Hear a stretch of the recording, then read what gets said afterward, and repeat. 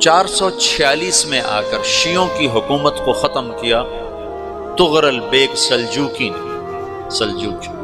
Seljuk مسلمان ہوئے تھے محمود غزنوی کے دور میں، سلجوک ان کے بڑے کا نام تھا۔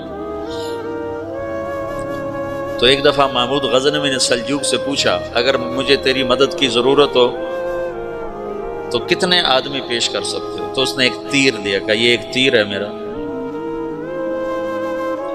کسی کو یہ تیر بھیج کر میرے علاقے میں بھیج دو تو چند گھنٹوں میں 1,00,000 تلواریں تیرا پہرا دینے کے لیے تیار ہوں گی، میرے پاس اتنی طاقت ہے۔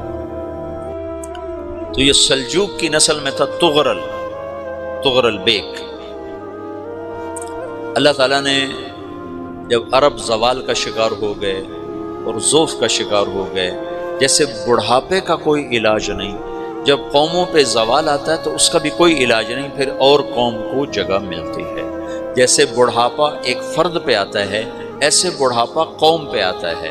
قوم کا بڑھاپا جوانی میں نہیں لوٹ سکتا، جیسے فرد کا بڑھاپا جوانی کی طرف نہیں لوٹ سکتا، قوم کا بڑھاپا جوانی کی طرف نہیں لوٹ سکتا، کوئی علاج نہیں، نئی نسل کا آنا ہی علاج ہے۔ تو عرب دھل چکے تھے، 600 سال بہت ہوتے ہیں حکومت کو، اپنی صفات گم کر چکے تھے، اب نئے خون کی ضرورت تھی۔ تغرل بیگ پہلا شخص تھا جس نے آ کر اہل سنت والجماعت کو استحکام بخشا، شیعوں کی حکومت کو ختم کیا، بغداد سے، شام سے، ان سارے علاقوں سے۔ صلاح الدین ایوبی نے اسماعیلی شیعہ کی حکومت کو ختم کیا، مصر۔ العاضد ان کا آخری خلیفہ تھا۔ صلاح الدین ایوبی نور الدین زنگی رحمۃ اللہ علیہ کا پروردہ تھا، اس کا دوست تھا، اس کے دوست بھی تھا، بچہ بھی تھا اس کے سامنے، زیادہ لکھنے پڑھنے کا شوق تھا۔ پھر اللہ تعالیٰ نے اس سے کام لیا اور اس کو مصر کا گورنر بنا کے بھیجا، مصر کی مدد کے لیے بھیجا۔ تو وہاں اس نے صلاح الدین ایوبی نے وہاں ختم کیا، تغرل بیگ نے یہاں ختم کیا۔ تو پھر سلجوک جو تھے نا یہ اقتدار میں آئے، ادھر ختم ہو گئی سلطنت ابن عباس کی، مصر ایک چھوٹی سی ترکوں کی سلطنت۔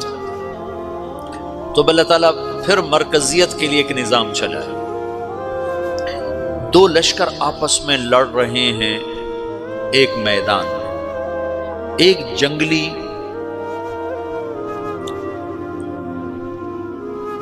بدوؤں کا قافلہ، جنگل کے لوگ اپنے قبیلے کو لے کر، ایک جنگلی قبیلہ اپنے سردار کے ساتھ نقل مکانی کر رہا ہے ایک جگہ سے دوسری جگہ۔ اللہ کا نظام کہ یہ لوگ چلتے چلتے چلتے اس وادی میں پہنچ گئے جہاں جنگ ہو رہی ہے، 2 لشکر آپس میں لڑ رہے ہیں۔ جب یہ وہاں پہنچتے ہیں تو ایک لشکر کے قدم اکھڑ رہے ہیں اور دوسرا غالب آ رہا ہے۔ ان کو نہیں پتا شکست کھانے والے کون ہیں اور فتح پانے والے کون، ان کو نہیں پتا۔ اس جنگلی قبیلے کے سردار کا نام بھی تغرل ہے، تغرل۔ تو یہ سردار کہتا ہے جو شکست کھا رہے ہیں ان کی مدد کرو، کچھ پتہ نہیں کون ہے، کہتا جو شکست کھا رہے ہیں ان کی مدد کرو۔ تو 400 وحشی جنگلیوں نے فاتح لشکر کے پیچھے حملہ کر دیا۔ تو ایک کافی ہوتا تھا، 400 دوڑ جب تلواریں پڑیں تو چند لمحوں میں نقشہ بدل گیا، بھاگنے والے جم گئے اور جمنے والے بھاگ پڑے۔ جب جنگ ختم ہوئی تو شکست خوردہ لشکر کے بادشاہ نے ان کو بلایا، اسے پوچھتا ہے مجھے جانتے ہو میں کون ہوں؟ کہا نہیں۔ کہا تو تم نے میری مدد کیوں کی؟ کہا انسانی ہمدردی کی وجہ سے، تمہیں شکست ہو رہی تھی اس لیے تمہاری مدد کی۔ اور اس نے اپنا تعارف کرایا، میں ہوں سلیمان سلجوکی، ترکی کا بادشاہ۔ مسلمانوں کا لشکر تھا اور تاتاریوں سے شکست کھا رہا تھا، تاتاری فتح پا رہے تھے، مسلمان شکست کھا رہے تھے۔ تو وہ اللہ کی غیبی مدد بن کر آئے، تو وہ اس سے کہتا ہے میرے ساتھ رہنا پسند کرو گے؟ تم نے میرے اوپر احسان کیا ہے، میں اس کا بدلہ دینا چاہتا ہوں، میرے ساتھ رہنا پسند کرو گے؟ کہنے کا کر لوں گا۔ تو اس کو لے کر ترکی آیا، اور استنبول اس وقت روم کی حکومت میں تھا، اسے فتح کیا اس تغرل کے آگے چوتھے پانچویں پڑپوتے محمد فاتح نے۔ تو یہ استنبول ہے، یہ ترکی ہے، بیچ میں ایک چھوٹا سمندر ہے، یہاں ایک جاگیر ہے۔ تو سلطان سلیمان کہتا ہے یہ جاگیر تجھے وقف ہے، ادھر سے رومی مجھے تنگ کرتے ہیں حملے کر کر کے، تو میرا دفاع کرتے رہنا، یہ جاگیر تیری۔ اس جاگیر پہ اس نے اپنے قافلے کو آباد کر دیا، اپنے قبیلے کو، اور ایک چھوٹی سی حکومت بنا لی، جو ایک صوبہ سمجھو، سلمان سلجوقی کا وہ ایک چھوٹا سا صوبہ ہے۔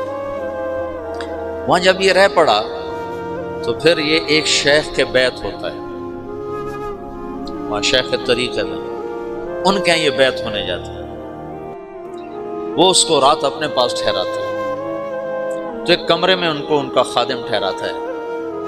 یہ جب کمرے میں جاتا ہے تو سامنے دیوار میں طاقچے پر قرآن پڑا ہوا ہے، تو یہ تغرل بیگ کہتا ہے یہ کیا ہے، یہ کیا ہے؟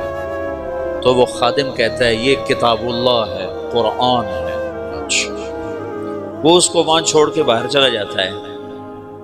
وہ دیہاتی آدمی، جنگل کا رہنے والا، پہلی دفعہ زندگی میں قرآن دیکھا، وہ کہتا ہے یہ قرآن ہے، اللہ کی کتاب ہے، میں اللہ کی کتاب کے سامنے سو جاؤں، کتنی بے ادبی ہے۔ تو اس نے ایسے قرآن اٹھایا اور سر پہ رکھ لیا اور کھڑا ہو گیا، ساری رات قرآن سر پہ رکھ کے کھڑا رہا۔ رات کے پچھلے پہر اس کو خواب آیا، کھڑے کھڑے اس نے دیکھا کہ اس کی پشت سے ایک چاند نکلا اور شیخ کی بیٹی کے سینے میں جا کے اتر گیا۔ پھر اس لڑکی کے سینے سے ایک درخت نکلا جو پھیلتے پھیلتے پھیلتے 3 بر اعظم پہ چھا گیا، افریقہ پر، یورپ پر، ایشیا پر۔ پھر اس کی آنکھ کھل گئی، وہ کھڑا ہوا ہے، تو اس نے صبح یہ خواب اپنے شیخ کو سنایا، تو انہوں نے اپنی بیٹی اس کے نکاح میں دی تھی۔ اس بیٹی سے ایک بچہ پیدا ہوا، تغرل بیگ نے اس کا نام رکھا عثمان، عثمانی ترک نام سنو، جو میں نے کل بتایا تھا کہ 1924 میں وہ خلافت ختم ہوئی۔